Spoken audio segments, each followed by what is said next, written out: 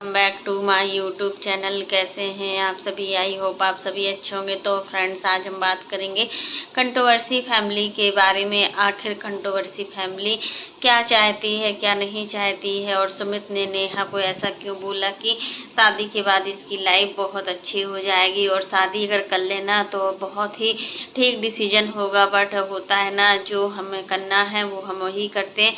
तो फ्रेंड्स, आपने मेरे चैनल को सब्सक्राइब ना किया हो तो आप लोग मेरे चैनल को सब्सक्राइब कर दीजिएगा। बेल आइकन के बटन को प्रेस करना मत भूलिएगा ताकि आपको मेरी जो नई नई नोटिफिकेशन है वो टाइम पर मिलती रहे। तो सुमित का बोलना ये है कि मतलब सुमित बोलना चाह रहे हैं कि नेहा की जो तबीयत अभी बहुत ज़्यादा ख़राब रहती है, इनको माइग्रेन है, डेली ये दवा खाकर अपनी ज़िंदगी व्यतीत कर रही हैं। जब अभी ये मतलब इस तरीके से दवा खा रही हैं तो शादी के बाद मतलब ये दवा खाएंगी, क्या करेंगी वो नहीं, इनकी दवा आधी हो जाएगी। लेकिन जिस टाइम पे सचिन इनको बहुत ज़्यादा प्रेशर दे रहे थे,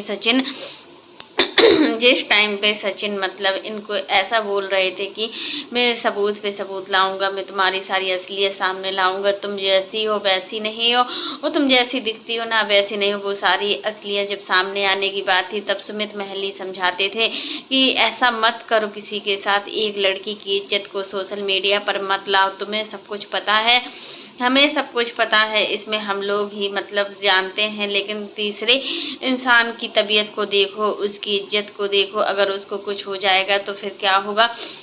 तो वही चीज़ है। और आप देखिए, जब सामने वाला इंसान ही इनको इतनी बुरी तरीके से ब्लेम कर रहे हैं, हालांकि माना कि मतलब इस तरीके से सुमित की सच्चाई सामने लाना चाह रही है। क्या सच्चाई? सुमित ने कुछ किया ही नहीं है तो फिर सच्चाई कहाँ से आएगी। तो वही चीज़ें हैं कि सुमित कुछ अगर करते भी ना तब भी उनको छोड़ती नहीं, क्योंकि इस तरीके की औरत है। और इस तरीके की औरत को सच में आज जिस तरीके से इन्होंने किया है ना, तो हर कोई अपनी मान मर्यादा असीमित रखने के लिए इनसे कुछ बोल नहीं रहा है। अगर कोई सामने वाला इंसान इनसे कुछ बोलता भी है ना, तब इनको, और देखिए इनका जो मतलब सच है ना, वो सिर्फ सचिन ही ला सकते हैं। सचिन के अलावा ये किसी से नहीं डरती हैं। सचिन को तो थोड़ा इनको सचिन का डर रहता है, सचिन धमकाया रहता है। लेकिन सुमित महल का तो इनको एक रत्ती भर मतलब इनको कोई भी वो नहीं है कि सुमित महल से कोई डर हो। देखिए इतना सब कुछ होने के बाद, देखिए वो सब कुछ होने के बाद आज सुमित महल देखिए एक लड़की की इज्जत, एक औरत की इज्जत को मतलब अब कुछ कह नहीं सकते हैं। यहाँ पर क्या हो रहा है, एक औरत ने खुद ही अपनी सोशल मीडिया पर इस तरीके की इज्जत बनाई है ना, कि उस इज्जत को देखते हुए ऐसा लग रहा है कि अब कोई भी किसी पर विश्वास नहीं कर सकता, कोई भी किसी के घर पर नहीं जा सकता। अगर कोई किसी के घर पर जाता भी है ना, तो वो 10 बार सोचेगा कि हमें उसके घर पर जाना है। और कोई भी मतलब क्रिएटर्स पार्टी में नहीं जा रहा है, कहीं पे नहीं जा रहे हैं। सचिन तो जैसा पहले भी जाते थे, सचिन को कोई फर्क नहीं पड़ता है। सचिन अब भी जाते हैं, साथ में मनीषा भी जाती हैं और दोनों अच्छे से एंजॉय भी कर रहे हैं इस समय सचिन और मनीषा। सच में अब सचिन और मनीषा को देखकर लगता है कि लोग एक दूसरे के लिए बने हैं और सचिन और मनीषा को कोई भी अलग नहीं कर सकता है, चाहे कोई भी कितनी कोशिश कर ले। तो यही चीज़ थी कि सुमित ने अगर कुछ बोला है नेहा के लिए तो पहले मतलब नेहा की बातों को छुपाया जाता था हर चीज़ में।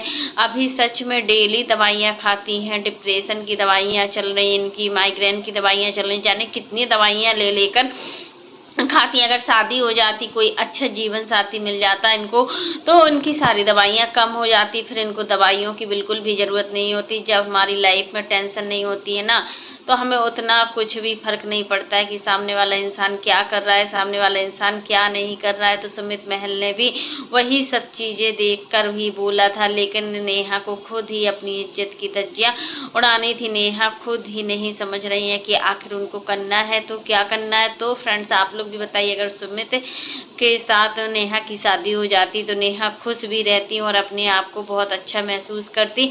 लेकिन होता है ना कि जब मतलब नियति को ये सारी चीज़ें मंजूर ही नहीं थी, इन दोनों का रिश्ता शायद बना ही नहीं था, कि देखिए एंगेजमेंट होने के बाद भी इस तरीके की हरकतें सामने आई हैं। एंगेजमेंट के बाद तो इनको सोचना चाहिए था कि अगर सामने वाले इंसान को ये सारी बातें पता चलेंगी तो हमारा क्या होगा, हमारी बेटी का क्या होगा। लेकिन इन्होंने एक बार भी अपनी बेटी और अपने बारे में नहीं सोचा। इनको सिर्फ अपने ऐसा आराम से ही मतलब था। वहाँ पर सचिन को देखकर भी लगता है कि उन्होंने एक भी बार मनीषा के बारे में नहीं सोचा और उनको मनीषा की एक रत्ती भर भी फिक्र नहीं है। अब जो भी मतलब फिक्र कर रहे हैं ना, तो उनको खुद पता है कि सामने वाला इंसान अब इनको बिल्कुल भी कुछ है बोलने वाला नहीं है, सामने वाला इंसान इनसे मतलब रखने वाला नहीं है। तभी तो ये मनीषा के लिए अब मतलब सपोर्ट में खड़े होते हैं। और सुमित महल के अलावा नेहा को मतलब इतना स्ट्रगल करना पड़ेगा अब अच्छा जीवन साथी ढूंढने के लिए, क्योंकि सुमित महल ही वो इंसान है जो नेहा की हर इच्छाओं को पूरा कर सकते थे, नेहा को रानी बनाकर रख सकते थे। अपने घर में इतनी सुलझी हुई फैमिली थी, सब कुछ अच्छा था, बट होता है कि इनको खुद ही मंजूर नहीं था ये सारी चीज़ें, खुद ही नहीं चाह रही थी कि हमारी शादी सुमित महल के साथ हो। अगर सुमित महल के साथ इनकी शादी होती ना, तो सच में आज इनकी बेटी का जो भविष्य है ना, वो बहुत ही अच्छा होता और बेटी बहुत ही खुश रहती। आज बेटी जो भी चीज़ें देख रही है वो कहीं ना कहीं अपनी माँ की वजह से ही देख रही है। तो फ्रेंड्स, आज के लिए बस इतना ही। कैसा लगा आपको मेरा वीडियो पसंद आए तो लाइक कर देना, और अगर आप चैनल पर न्यू हो तो चैनल को सब्सक्राइब करना ना भूलना। फिर मिलते हैं नेक्स्ट वीडियो में।